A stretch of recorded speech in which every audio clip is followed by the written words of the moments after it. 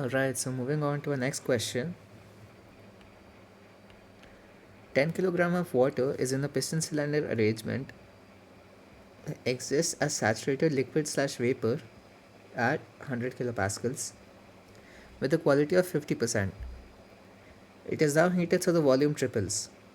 The mass of the piston is such that a cylinder pressure of 200 kilopascal will float it.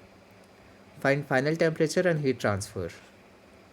Okay, let's draw the initial figure, initial state. Here the piston is above the stops. Initially, we're given 10 kg of water at a pressure of 100 kilopascals, x of 50% or 0.5, and some V1. As x is given to us, initially we know that the substance is already a saturated mixture. Then it is heated and we have to find final temperature. So what will happen here? Let me just draw the figure and show you what will happen, and then I will explain why it will happen like this. So you must be noticing that there is always an intermediate state between state 1 and 3. So let's see why that intermediate state exists here. We are supplying heat to the container again, and this piston requires 150 kilopascals to lift it. So until and unless 150 kilopascals is reached, this piston will not move. So I want you to ask yourself, where will the energy go first? Will it go first to increasing the pressure, the temperature, or the volume? Well, obviously the volume cannot increase, because unless and until 150 kilopascal is reached or 200 kilopascal is reached, this piston will not move. So the energy must be going first to increasing the pressure. So at a pressure of 200 kilopascals, this piston will just lift. After it has lifted, it will continue moving until the volume will triple. So V3 equals to 3V1. At V2, it will be the same, because first the energy is going to increasing the pressure. So pressure increases till 200 kilopascal, and then it lifts, right? So just lift condition will be 200 kilopascals as we saw earlier, and V2 will be the same as V1, and we don't know what that is, right? And then from 2 to 3, I want you to notice that as the pressure has now increased to 150 kilopascals, the energy will no longer go to increasing the pressure, because as much as it had to increase, it has, because it had to increase only just enough to lift the piston, because after the piston is lifted, the volume will automatically start increasing, right? So the energy will start going to the volume instead. So the pressure will remain constant from 2 to 3, and from 1 to 2 it is easy to see that it is a constant volume process. So you must be seeing a pattern emerging in these types of questions, where the piston will always have some sort of movement in between the initial state and the final state. And you must also notice that if the piston is below the stops, then it will move first from 1 to 2, and if it is above the stops, then it may or may not move first.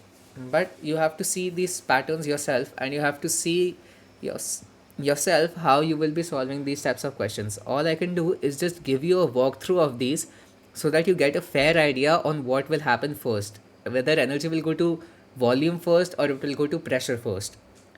So far our energies have been going to volume, as the piston was able to expand, and since our piston was able to come down here, but since we are taking away heat, that makes sense, our energy is going away from volume. So but here, since piston is not able to move unless 150 kilopascal is reached, the energy will first have to reach 150 kilopascals. It will go to the pressure, and then the piston will lift. That is the intuitive way to understand it, even though it may or may not be technically correct, right? With that being said, let us start solving it. T2, we do not know. T3, we do not know, we have to find. Right? So let us find all of the variables at the given states. At 1, it is a saturated mixture, which is already given to us in the question. Again, I encourage you to draw the TV diagram and solve it for yourself. With a pressure of 100 kilopascals, mass of water, or the mass of the mixture, is 10 kg,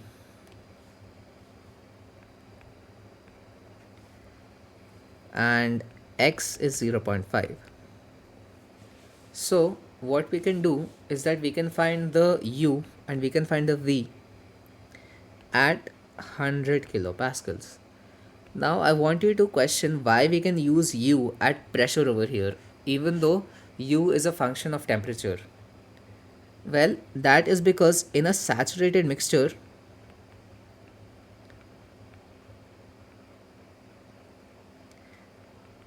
our temperature is the same as the T sat at the given pressure. And if you were to find u at T sat, that would mean that you're finding it at given pressure only, right? In a way, because see, from the pressure you get the T sat, and then from the T sat you're finding u. So indirectly you're finding u from pressure only here, but that is only because here that is the only thing you can do. If you have been given temperature specifically, find u at that temperature only. Okay, or what you can do is you can find the P sat at that temperature and then find u from that pressure. But that is not the recommended approach. Here we do not know the temperature, so we are able to find it using T sat because it is in saturated mixture, and from there we are able to find u also. Right. So u equals to uf plus x ufg, and these values we can take at T sat or at 100 kilopascals. It doesn't make a difference because you're finding T sat from pressure only, right? And v equals to vf plus x vfg. So if we go to pressure tables, saturated water pressure entry, this is our vf, this is our vfg, this is our uf, this is our ufg, and this is our saturation temperature. So I will write down all of that data for you.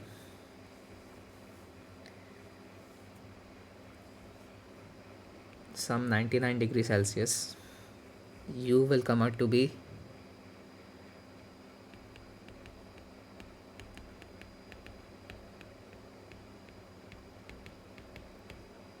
1461.69 kilojoule per kg. Nice. V will come out to be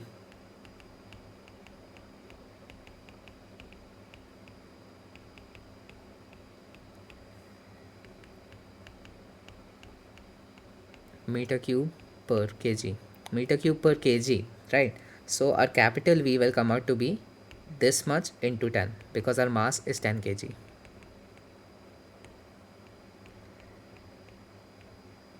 Right. Now let us find the states at 2, or the variables at 2. Our pressure is 200 kilopascals because the piston is just lifting, right? First energy is going to increasing the pressure so that the piston will lift, and since 1 to 2 is a constant volume process, V2 will be the same as V1 and it will come out to be 2.542569 meter cube per kg. As we have not been asked to draw a TV diagram here or represent the phase change on a diagram, I do not think it is necessary to find the internal energy or the quality factor at state 2. However, I do recommend it that you find it and you draw the diagram by yourself, because in exam oftentimes they do ask for 2 marks or 3 marks to represent the phase change on a TV diagram, right? Moving on, at 3, our pressure is still 200 kilopascals because now the energy is going to increasing the volume, right? V3 has been given to us as 3 times of V1. So the volume has become threefold. The volume has increased, but the pressure has stayed constant because energy is now going to increasing volume. It will come out to be 2.542569 meter cube per kg. Now that we have the pressure and we have the volume, we can find the phase using the TV diagram. Since we know pressure and volume, we draw the TV diagram. उल्टा बनाते हैं, we draw the opposite. This is the 200 kilopascal line.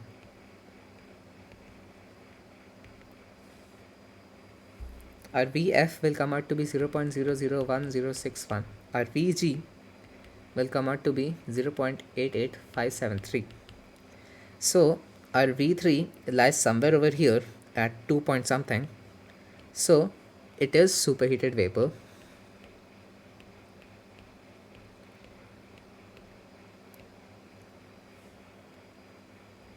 So what we will try to do is we will try to use the superheated tables to find the temperature at which our given volume occurs.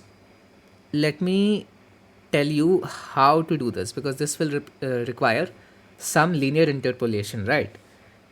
So we will use our superheated tables at 200 kilopascals because that is the pressure that has been reached at state 3. 10, 50, 100, 200 kilopascals, right? At 200 kilopascals, we are looking for a specific volume of 2.54. So if we see the 800 degree Celsius column, it is 2.47. And if we see the 900 degree column, row, it is 2.7. So we realize that our given temperature must be falling between 800 degrees Celsius and 900 degrees Celsius. Let us write that down quickly. T, V, and I'm also drawing a column for U because we have to find U at the temperature that we will calculate from the V because U is a function of temperature. We don't know what temperature this is. 900 degrees Celsius, 2.47539, 2.54256, 2.70643. I'm drawing the U column and we will use this later on after we have found the relevant temperature to find U at. The reason that we cannot find U at the given pressure is because we are already using the pressure data to find the corresponding set of rows where we will use this temperature. It's kind of confusing, I know. So what we are doing, first we are finding the phase using P and V. After we have found the phase, we see it as superheated vapor. After that, we refer to the superheated tables at 200 kilopascals. At 200 kilopascals, we see that these values of V are possible at these temperatures. Our given exact value of V is somewhere between 800 and 900 degrees Celsius. So we will linearly interpolate that value. And okay, I'm just going to do that real quick. I'm going to use the equation of line as I showed you earlier. This TV graph and this TV graph are not the same. Please keep it in mind. This is our 800. This is our 900. This is our this value. This is our this value. At some temperature, we get our V3. So y minus y1 equals to y2 minus y1 upon x2 minus x1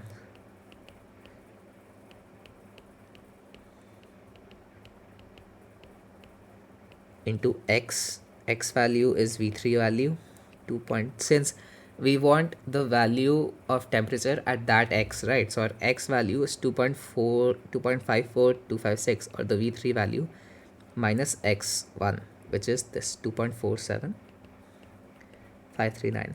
And our corresponding y value will give us the value on the x-axis, which was the temperature axis. So this y value will give us the value of the temperature. Let me solve this really quick, because in my notes I have not solved it in a detailed manner. I have just written the final answer. 900 minus 800 divided by 2.70643 minus 2.47539 into 2.54256 minus 2.47539 plus 800 gives us a value of 829 degrees Celsius. Or you can round it up to 830 degrees Celsius. Nobody will really complain about it. Right, now that we have found the temperature, the final temperature, we need to now find the final heat transfer. To find the heat transfer, we'll have to use the first law, and to use the first law, we'll have to know the value of delta U. Again, referring to the superheated table, we see at 800 degrees Celsius, our U value is 3663.19. At our given temperature, 829 degrees Celsius, we do not know what the U value is. And at 900 degrees Celsius, the U value is given to us as 3854.49. Again, we will have to linearly interpolate this U value. So let us do the same thing that we did. At 800 degrees Celsius, this is our U value. At 900 degrees Celsius, this is our U value. And at 829 degrees Celsius, we have to find the corresponding U value, right? So let's do that. Y minus y1. So our y value is 829, because at that corresponding y we have to find x, right? Our unknown is the y. Y minus y1 equals to y2 minus y1 upon x2 minus x1 into x value, which is a U value, minus x1. This U value should come out to be 3720 kilojoule per kilogram, or close to this. Right, now that we have the U value as well, we can simply use delta Q equals to delta U plus W. W is W from 1 to 2 plus W from 2 to 3. W from 1 to 2 will be 0, because first energy is going to increase the pressure and the piston is not be able to move, so dV is equal to 0. And W from 2 to 3 will be P delta V, because the pressure is now constant and all the energy is going to increase the volume.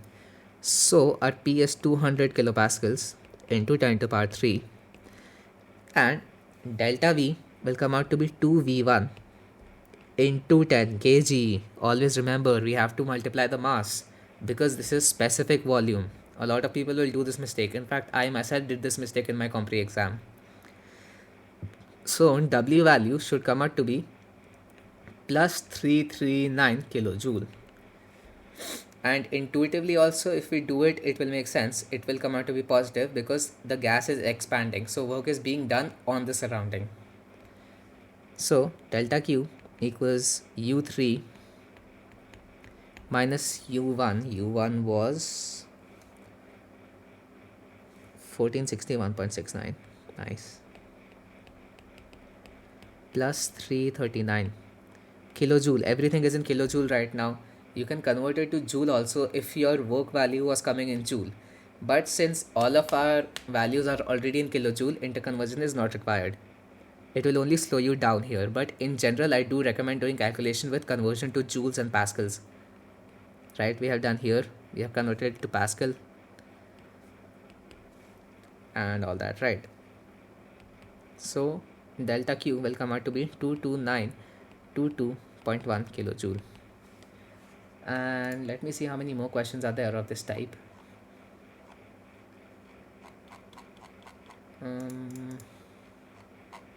Okay, we have three more questions of this type, and after that, we're going to be looking at specific heats of liquids and uh, solids. So, yeah, let's move on to the next question.